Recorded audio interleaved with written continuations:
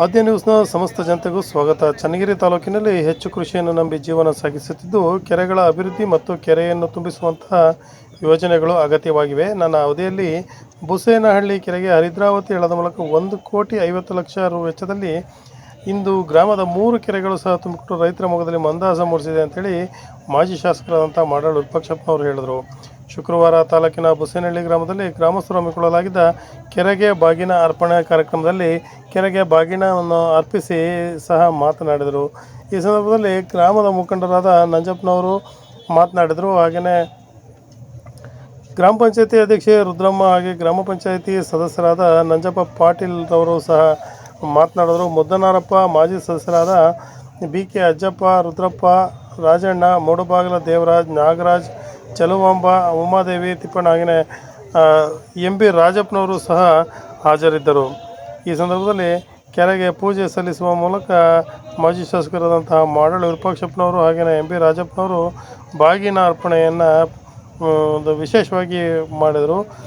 ಈ ಹರಿದ್ರಾವತಿ ಹಳ್ಳದಿಂದ ಹರಿಯುವಂಥ ನೀರು ಸಂಪೂರ್ಣ ಕೆರೆ ತುಂಬಿಕೊಂಡಿದ್ದು ನಿಜಕ್ಕೂ ರೈತರ ಮುಖದಲ್ಲಿ ಒಂದು ಮಂದಹಾಸ ಹಾಗೆಯೇ ಒಂದು ನಮ್ಮ ತೋಟಗಳು ಸಮೃದ್ಧವಾಗಿವೆ ಎಂಬ ಮನೋಭಾವನೆ ಉತ್ತಮವಾಗಿ ಕಾಣ್ತಾ ಇತ್ತು. ವರದಿ ಸತೀಶ್ ಪವಾರ್, ಚನ್ನಗಿರಿಯಿಂದ.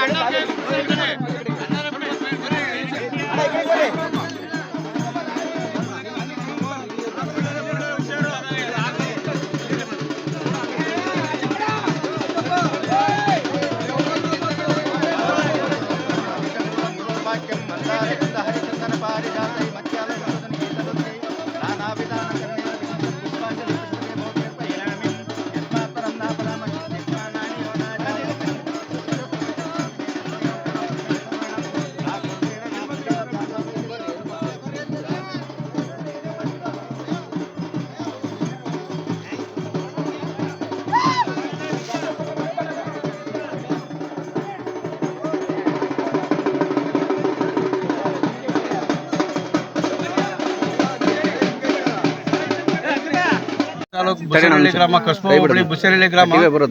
ಬುಸೇನಹಳ್ಳಿ ಗ್ರಾಮದಲ್ಲಿ ದೊಡ್ಡಕೆರೆ ಅಂತ ಇದು 32 ಎಕರೆ ಕೆರೆ ಇದು. ಇಂಥವು 3 ಕೆರೆಯನ್ನು ತುಂಬಿಕೊಂಡು ಯಥಾಸ್ಥಿತಿ ಹಳ್ಳಕ್ಕೆ ಹೋಗುತ್ತೆ. ಈ ಪ್ರಾಜೆಕ್ಟ್ ಹೆಚ್ಚು ಕಮ್ಮಿ 2006ರಿಂದ 2018ವರೆಗೂ ನಾವು ಬರಗಾಲ ನೀಗಿಸಿ ಒಬ್ಬೊಬ್ಬರು ರೈತರುಗಳು ಒಂದೊಂದು ಅವರೇಜ್ ಒಂದೊಂದು ಮನೆಗೆ 2 ಲಕ್ಷ ಹಾಕಿದ್ರು 18 ಕೋಟಿ ರೂಪಾಯಿ ಒಂದು ವರ್ಷಕ್ಕೆ ಬರೀ ಬೋರ್ವೆಲ್ಗಳಿಗೆ ಕೊಡ್ತಿದ್ವಿ. ಈಗ 4 ವರ್ಷದಿಂದ ಕಂಟಿನ್ಯೂಸ್ಸು ಒಂದು ಬೋರು ನಮ್ಮೂರಿಗೆ ಬಂದಿಲ್ಲ. ಭಾಳ ಚೆನ್ನಾಗಿ ಸುಮಾರು ಒಂದು 700ರಿಂದ 800 ಎಕರೆ, ಇಲ್ಲಿಂದ 800 ಎಕರೆ ದೋನಹಳ್ಳಿ, ಬುಸೇನಹಳ್ಳಿ, ಚಿಕ್ಲಿಕೆರೆ ಇವೆಲ್ಲ ಅಂತರ್ಜಲ ಹೆಚ್ಚಾಗಿ ಎಕ್ಸೆಸ್ ಆಫ್ ನೀರಾಗಿ ಚೆನ್ನಾಗಿ ಒಳ್ಳೆ ಅನುಕೂಲವಾಗಿದ್ದೀವಿ. ಅವ್ರನ್ನ ಜೀವಮಾನದಾಗ ಮಾಡಲು ಎಲೆಕ್ಷನ್ ಟೈಮ್ನಾಗ ಆಶ್ವಾಸನೆ ಕೊಟ್ಟು ಅವರು ಆಶ್ವಾಸನೆ ಕೊಟ್ಟಂತೆ ನಡ್ಕೊಂಡು ನಮಗೆ ಪೈಪ್ಲೈನ್ 2 ಕೋಟಿ ರೂಪಾಯಿ ಪೈಪ್ಲೈನ್ ಮಾಡಿಕೊಟ್ಟು ಪ್ರತಿಯೊಂದು A to Z ಅವರೇ ಕರ್ಕೊಂಡು ಬೆಂಗಳೂರಿಗೆ ಟೇಬಲ್ ಟು ಟೇಬಲ್ ಅಡ್ಡಾಡಿ ಪ್ರತಿಯೊಂದು ವಿಧಾನಸೌಧದೊಳಗೆ ಅವತ್ತೇ ಅಪ್ರೂವ್ ಕೊಡಿಸಿದ್ರು. ಇಂಥ ಶಾಸಕರು ಮಾಡಾಳು ವಿರೂಪಾಕ್ಷಪ್ಪನವ್ರನ್ನು ಜೀವನದಾಗೆ ನಮ್ಮೂರು ಮರೆಯಂಗಿಲ್ಲ.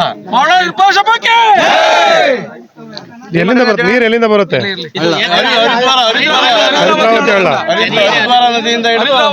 ಹರಿದ್ರಾವತಿ ಹಳ್ಳ ಇಲ್ಲಿ ಬರುತ್ತಾ? ಎಲ್ಲರಿಗೂ ನಮಸ್ಕಾರ.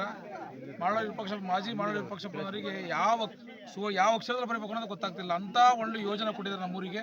ಇಡೀ ನಮ್ಮೂರಲ್ಲ, ದೋಣಿಹಳ್ಳಿ, ಚಿಕ್ಲಿಕೆರೆ, ಬಿಲ್ಲಹಳ್ಳಿ ಎಲ್ಲದಕ್ಕೂ ಅನುಕೂಲ ಐತೆ. ತುಂಬ ಅನುಕೂಲ ಅಂದರೆ ಅದು ಹೇಳಲಾರ್ದಂಥದ್ದು. ಯಾವುದೇ ಕಾರಣ ಮುದ್ದನಹಳ್ಳಿನೂ ಸೇರುತ್ತೆ.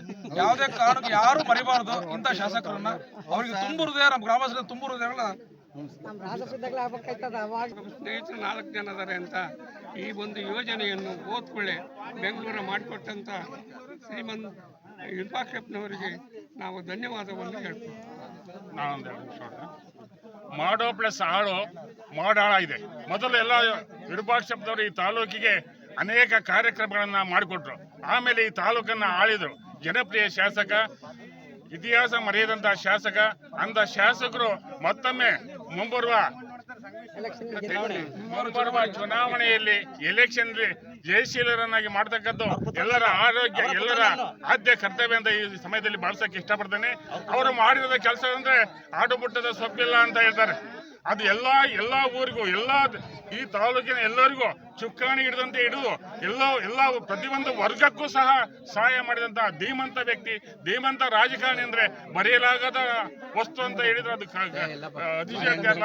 ಅಂತವರು ಈ ತಾಲೂಕನ್ನ ಮತ್ತೊಮ್ಮೆ ಚುಕ್ಕಾಣಿ ಹಿಡೀಲಿ ಅಂತ ಆಶಿಸಿ ನನ್ನ 2 ಮಾತುಗಳನ್ನು ಮುಗಿಸ್ತೇನೆ. ಜೈ ಹಿಂದ್, ಜೈ ಕರ್ನಾಟಕ.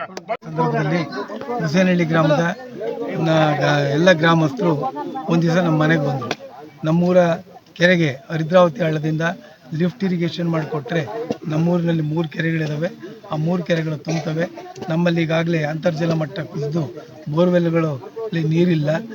ನಾವು ಪ್ರತಿ ವರ್ಷ ನಾವು ಬೆಳೆದಂಥ ಅಡಿಕೆ ಹಣವನ್ನು ಪೂರ್ತಿ ಬೋರ್ವೆಲ್ಗಳಿಗೆ ಖರ್ಚು ಮಾಡಬೇಕಾದಂಥ ಪರಿಸ್ಥಿತಿ ನಿರ್ಮಾಣ ಆಗಿದೆ ಅಂತೇಳಿ ಹೇಳ್ಕೊಂಡ್ರು.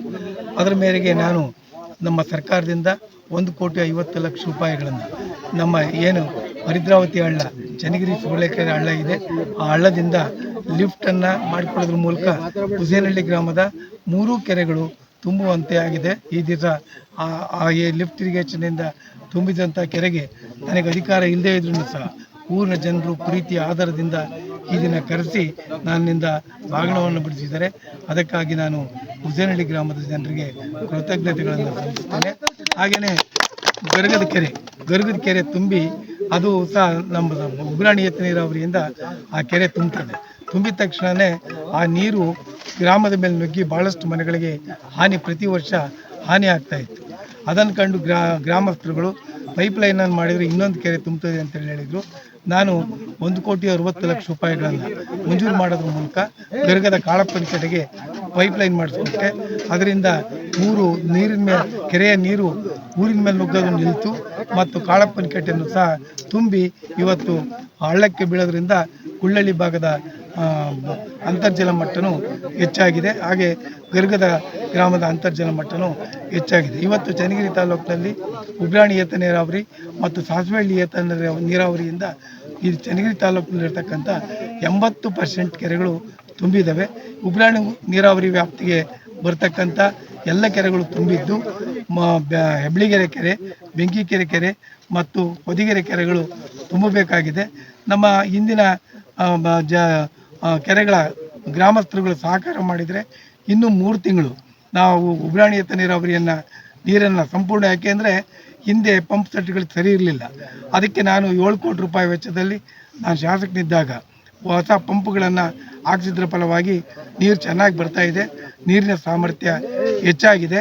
ಆದ್ದರಿಂದ ಆ ನೀರನ್ನು 3 ತಿಂಗಳ ಕಾಲ ಬಿಟ್ಟರೆ ಹೆಬ್ಳಿಗೆರೆ, ಬೆಂಕಿಕೆರೆ, ಹೊದಿಗೆರೆ ಕೆರೆಗಳನ್ನು ತುಂಬಿಸ್ಬೋದು. ಇಂದಿನ ಕೆರೆಗಳ ಜನರು ಈ ಕೆರೆಗಳು ತುಂಬಲಿ, ನಮ್ಮಂತೆ ಅವರು ಬದುಕಲಿ, ಬಾಳಲಿ ಅನ್ನುವಂಥ ಸಹಕಾರವನ್ನು ಕೊಟ್ಟರೆ ಈ 3 ಕೆರೆಗಳು ತುಂಬುತ್ತವೆ. ಅಲ್ಲಿಗೆ ನಮ್ಮ ಚನ್ನಗಿರಿ ತಾಲೂಕಿನ ಎಲ್ಲ ಕೆರೆಗಳು ತುಂಬಿದಂಗೆ ಆಗ್ತದೆ. ಚನ್ನಗಿರಿ ತಾಲೂಕಿನಲ್ಲಿ ಅಂತರ್ಜಲ ಮಟ್ಟ ಎಷ್ಟಿದೆ. ಈ ಚನ್ನಗಿರಿಯನ್ನು ಅಡಿಕೆಯ ನಾಡು ಅಂತ ಕರೀತಾರೆ. ಇವತ್ತು ಅಡಿಕೆ ನಮ್ಮ ಬೋರ್ವೆಲ್ಗಳಲ್ಲಿ ನೀರಿದ್ದರೆ ಅಡಿಕೆಯನ್ನು ನಾವು ಬೆಳೆಯೋದಕ್ಕೆ ಸಾಧ್ಯ. ಇಲ್ಲದೆ ಹೋದರೆ ಈ ಹಿಂದೆ ರೈತರುಗಳು ಸುಮಾರು ಬೋರ್ವೆಲ್ಗಳಿಗೇ ಅವ್ರು ಬೆಳೆದಂಥ ಹಣವನ್ನು ಹಾಕಿ ಮತ್ತು ಚಾನಲ್ನಿಂದ ಟ್ಯಾಂಕರ್ಗಳ ಮೂಲಕ ನೀರನ್ನು ತಂದು ಅಡಿಕೆ ತೋಟಗಳನ್ನು ಉಳಿಸ್ಕೊಂಡ್ರು. ಇವತ್ತು ಈ ಲಿಫ್ಟ್ ಇರಿಗೇಷನ್ಗಳ ಮೂಲಕ ಕೆರೆಗಳನ್ನು ತುಂಬಿಸ್ತಾ ಇದರಿಂದ ಅಂತರ್ಜಲ ಮಟ್ಟ ಹೆಚ್ಚಿದೆ. ಅಂತರ್ಜಲ ಮಟ್ಟ ಹೆಚ್ಚಿದ ರೈತರ ಮುಖದಲ್ಲಿ ಹರ್ಷವನ್ನು ಕಾಣ್ತಾ ಇದ್ದೀವಿ. ಭಗವಂತ ಪ್ರತಿ ವರ್ಷ ಈ ರೀತಿ ಕೆರೆಗಳನ್ನು ತುಂಬಿಸಿ ಅಂತರ್ಜಲ ಮಟ್ಟ ಹೆಚ್ಚು ಮಾಡಿ ರೈತರು ಉತ್ತಮ ಬೆಳೆಯನ್ನು ಬೆಳೀಲಿ, ಉತ್ತಮ ಬೆಳೆದಂಥ ಬೆಳೆಗೆ ಒಳ್ಳೆಯ ಬೆಲೆ ಸಿಗಲಿ ಅಂತೇಳಿ ಹೇಳಿ ಹಾರೈಸ್ತಾ ಈ ದಿನ ಪ್ರೀತಿಯಿಂದ ಕರೆದು ನಾವು ಬಾಗಿನವನ್ನು ಅರ್ಪಿಸಿದಂಥ ಹುಸೇನಹಳ್ಳಿ ಗ್ರಾಮಸ್ಥರಿಗೆ ನನ್ನ ಹೃದಯಪೂರ್ವಕ ಅಭಿನಂದನೆಗಳನ್ನು ಸಲ್ಲಿಸ್ತೇನೆ.